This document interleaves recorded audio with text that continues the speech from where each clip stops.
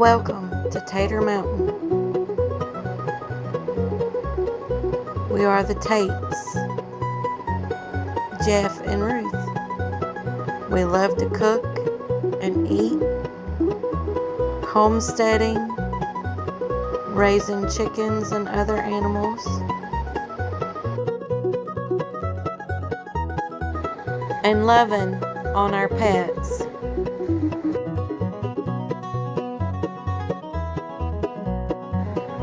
Come join us in the hills of Kentucky.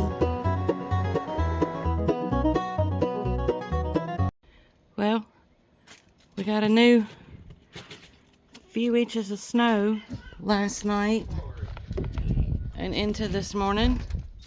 Was snowing real pretty. We was hoping we'd be able to get out today. As you can see, I don't know if you can or not. I'm here at the house. You can't really get down our driveway. This is going on 2.5, well, I think 2.5 weeks of being snowed here. Look, Loki, he's enjoying it. But kind of getting down low on some things like bread and stuff. So I've got some stuff here that I stockpiled so that I could make it in case we couldn't get to the store for any reason. So today we're going to try to make a homemade loaf of bread. I've had trouble in the past with it rising. So we're going to try a new technique that I researched. The chickens were out there. Oh, there they are. And we're going to see if it works. So come along with me. Hey everybody, welcome back to Tater Mountain. We're going to make a loaf of bread today. We can't get to the store because it snowed us in a little bit. Our driveway's still cruddy, so we're going to try and attempt this recipe. I've always had trouble making any kind of yeast breads or whatever. So we're going to try a few new tricks today to see if we can get this to go. I've got my stand mixer out here, and I've got bread flour. The best bread flour that you can get is probably going to be King Arthur's Organic or Bob's Red Mill, red wheat organic bread flour. But what I have here is White Lily. We kind of stockpile some of these flours because they're cheaper to buy, even though they might not be as good for you because it is bleached. But you know, when you're in a pinch and you can't get to the store, you use what you have. So we're going to start off with 3 cups of bread flour. There's 1.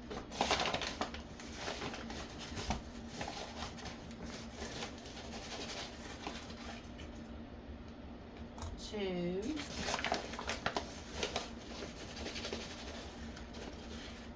3.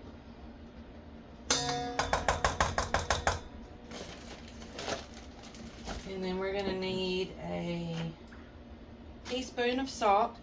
I use, what is the name of that salt? Redmond. Is it Redmond's? Redmond's pink salt.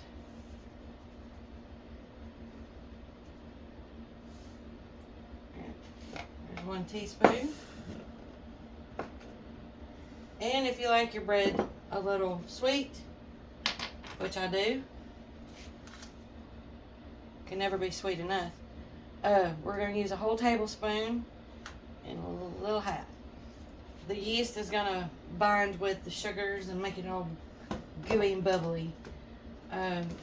Yeast, you're going to need 1 teaspoon of yeast. I've just got these little packets on hand. This is the Rapid Rise Instant Yeast.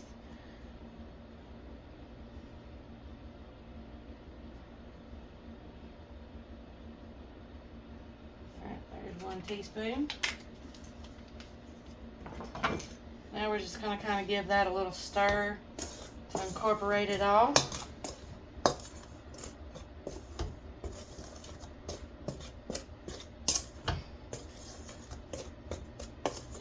And I really like sourdough bread, but I have never had any luck with any of the starters myself. So, to kind of mimic that a little bit,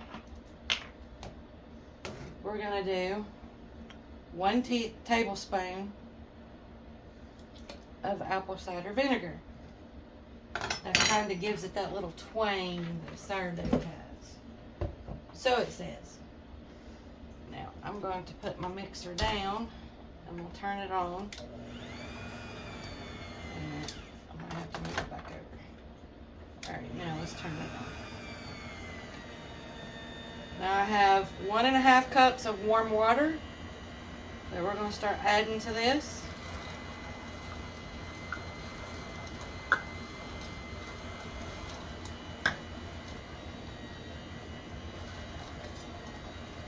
And if you don't want to use sugar, you can use honey, maple syrup, whichever kind you want to use. I'm going to take my spoon and I'm going to incorporate my flour with my water. Turn up my kneader here. You want to make sure that you get all of this incorporated.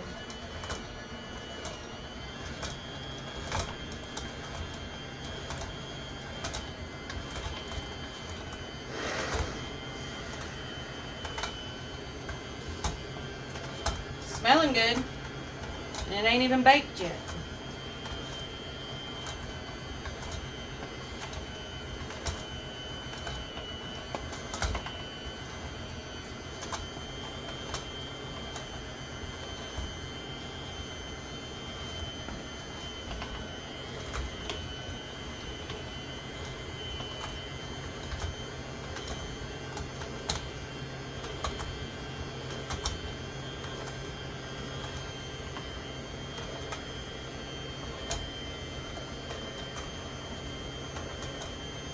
This is looking a little too wet.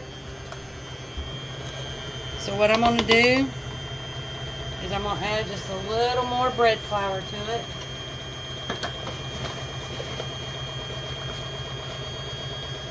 Start with just about 1/2 cup.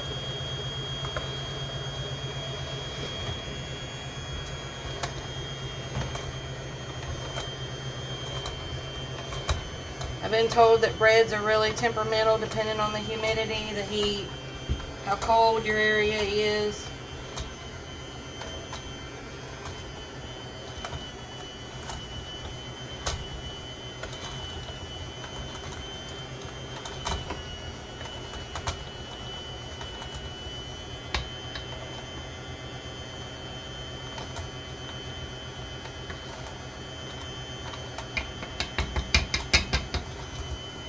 It's going to look real lumpy and clumpy. That's alright. Turn this down. Alright. So I'll raise this back up. Get all the dough off.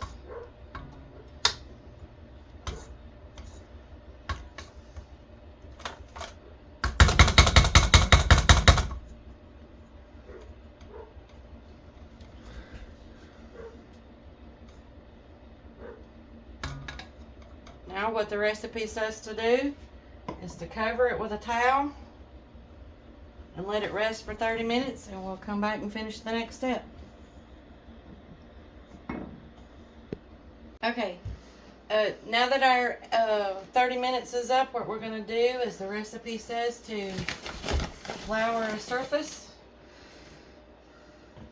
We're going to use the same flour that we had before. I need all that, but flour my hands. I'll dump this dough out on the surface.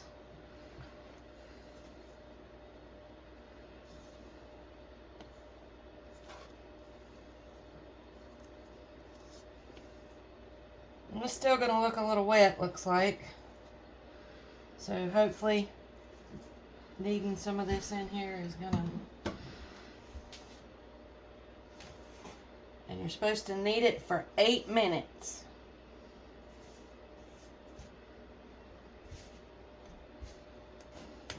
And what I do is I just kind of fold it around like that for 8 minutes. Alright, now that our 8 minutes is up, what you're going to do is you're going to form it into a ball. Make sure your edges are pinched together. We're going to place it in a bowl right here till it's double. We're going to cover it back up. But the trick that I'm going to do, and I read this online, I don't know if this is going to work or not, but we're going to see. I have trouble getting my breads to rise. So I read that you can take a heating pad. If you don't have one of them things, fancy things to rise your bread. Let's plug this in right here.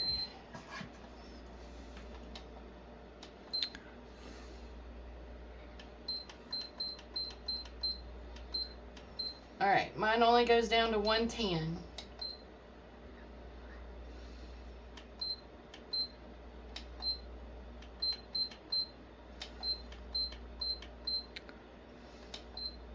And we're going to set it for 60 minutes because you're going to want to let it rise for 45 minutes to an hour till it's double in size. And we're going to put this on it.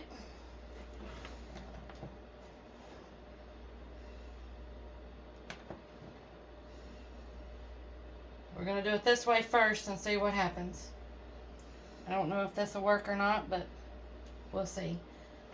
This is supposed to allow your bread to rise and double in size. And as you can see how big it is now, we want it to at least get up to here. I don't know, it might be better just to bunch it up on the sides, you think? Like this. And not over the top, because we don't want nothing holding that down.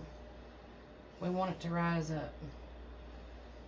Alright, and we'll come back in an hour and see what it looks like. Alright, it's been an hour, so let's see what our bread looks like. And see if it has risen, actually. Because we used our heating pad here to keep it warm. Oh, looky there. It actually risen. There is a step that I forgot to tell you guys in the last one.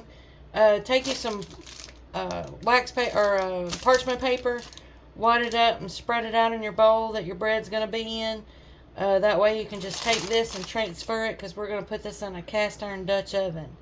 But what I'm going to do now, some people like making designs in it. I've never done it, so let's just see what we can do here.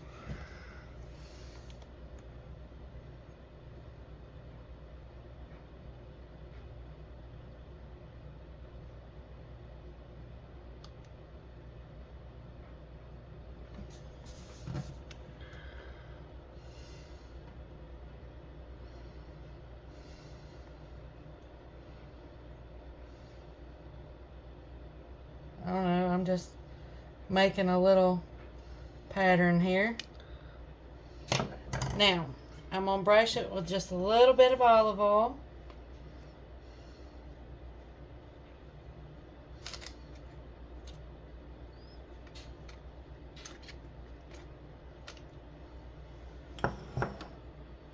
And what I have here is some herb de Provence. It's got different, like marjoram and stuff like that. Just kind of sprinkle it on top. And I have some rosemary.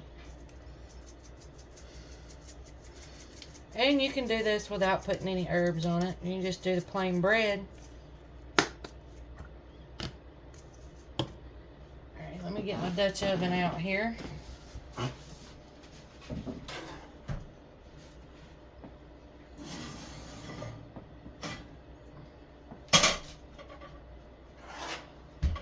Now the recipe says to cook it on 450.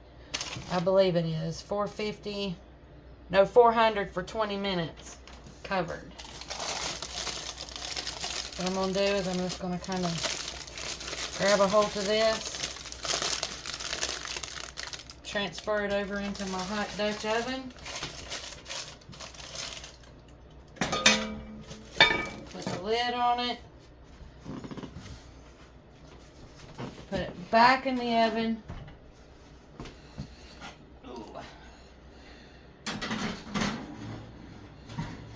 For 20 minutes. And we'll see how it turns out. Alright, so I got the bread out of the oven now. What I did was I went 15 minutes with the lid on, checked it, and then I went 15 minutes with the lid off. And as you can see, it is golden brown. So let's transfer this to our rack. Be very careful because your cast iron pan here is very hot and will burn you badly. Let's see if I can pick this up.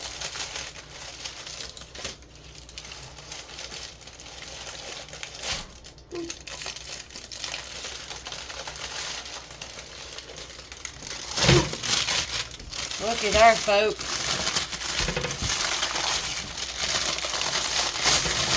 Transfer this onto our cooling rack. Now you want to let this cool down for about 1 hour, and then we'll come back and slice it up and see what it looks like. Alright, so it's been an hour. Jeff is itching to taste this, and so am I. So let's see how it cuts.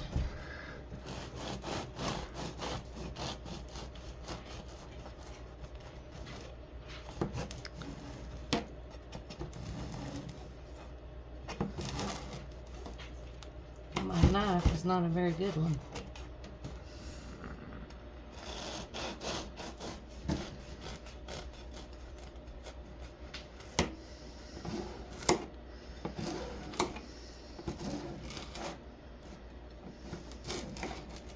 It's not hard, it's just my knife isn't very good. Look at that. Look at that good sandwich bread there.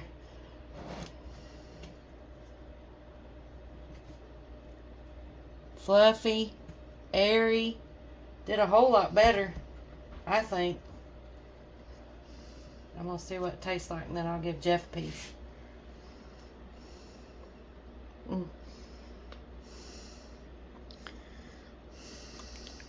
That's some good bread. Here, I'm going to hold the camera while Jeff takes a bite.